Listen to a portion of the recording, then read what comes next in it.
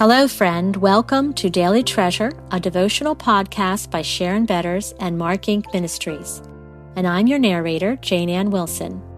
This week, the guest writer is our friend, Karen Hodge, and today's devotional is Life-Giving Character. Today's treasure is, Moses said, "Please show me your glory." And he said, "I will make all my goodness pass before you and will proclaim before you my name, the Lord." The Lord passed before him and proclaimed, the Lord, a God merciful and gracious, slow to anger, and abounding in steadfast love and faithfulness, keeping steadfast love for thousands, forgiving iniquity and transgression and sin." Exodus 33:18-19 and 34:6-7. I'm not going to lie, I have cried more than a few times as a leader. There have been times I shed tears in the wilderness. God has also placed difficult, dare I even say, stiff-necked people in my life. But the place and the people He calls us to is no accident. There are times I wanted to trade them both in, but I am slowly learning they are for my good and His glory. Moses was a focused leader. He was focused not on others, not on self, but on God's glory. He loved this obstinate flock enough to plead with God on their behalf. He focused on God's character and His covenant promise that they were His people. God's gracious response was, "My presence will go with you and I will give you rest." Exodus 33:14. Moses knew God's presence was what distinguishes His people from everyone else. Our prayer life reveals the depth of our understanding of God's character. When I am weary and frustrated as a leader, honestly, my first prayer is not for God's presence. There is often more whining than worshiping. My prayers sound more like, "Move me or move them. Deliver me from this mess." I intercede for my deliverance rather than interceding for my people. I cry out for comfort and convenience. Moses cried out, "Show me your glory." At this point as a leader, I probably would have commenced with the list making. I would design a 10-step plan to get us to the promised land. God did not give Moses a plan. He revealed His person. He knew Moses didn't need different people or circumstances. He needed a different perspective. He used the people and the place to show Moses what he really needed, more of himself. He placed Moses in a place he could see only what he could handle, the backside of His glory.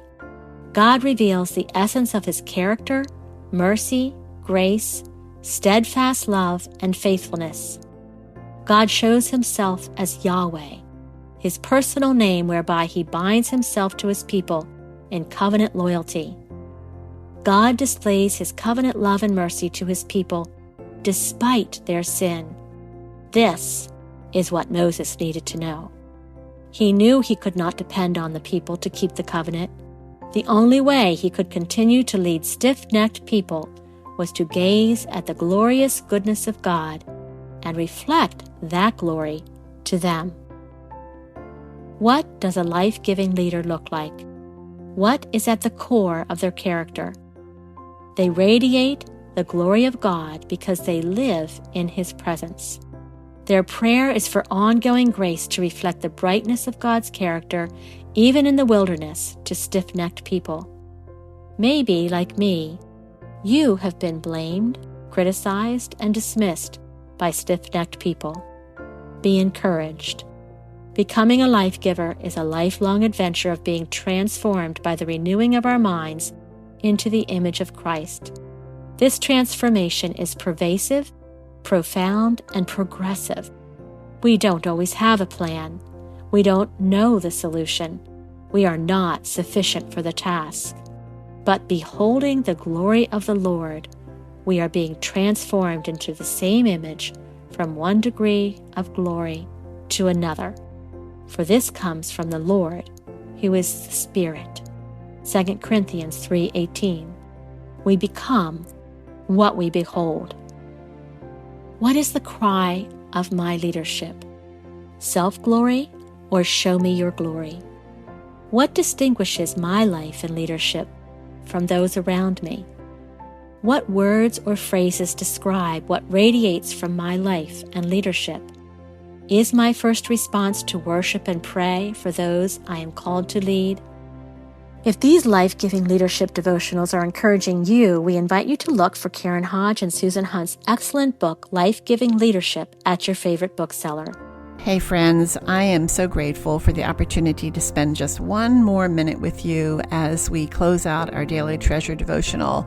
I want to share one more treasure, and it is from Psalm 71, verse 1.